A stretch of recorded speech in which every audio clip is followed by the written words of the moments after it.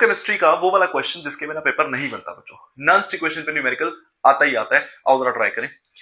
अगर आप लोगों को ये सेल रिप्रेजेंटेशन दे रखी है, जिंक 2+, कॉपर 2+, और आपको ईएमएफ निकालना है, तो सबसे पहले कैसे शुरू करेंगे? रिप्रेजेंटेशन मैटर करती है सीबीएसई में, तो ध्यान से सुनिएगा। देखिए, सबसे पहले स्टूडेंट जाएगा एनोड पर।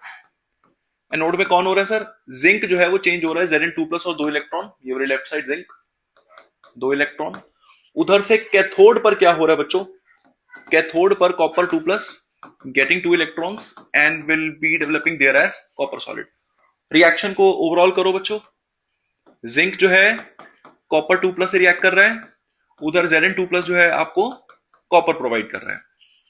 ये फर्स्ट स्टेप हमेशा कवर करना है, पहले रेडॉक्स बनानी है। उसके बाद E naught of the cell निकालना है। ई नॉट सेल क्या होता है? E naught cathode minus E naught anode. Cathode पर कौन है? कॉपर।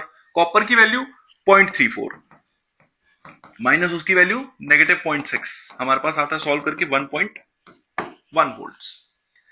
अब ये दो काम करने के बाद, पहले रेडॉक्स बनाने के बाद, फिर ई नॉट सेल निकालने के बाद, अब जाएंगे आप सभी और बात करेंगे किसके बारे में? नॉन स्टिक क्वेश्चन के बारे में।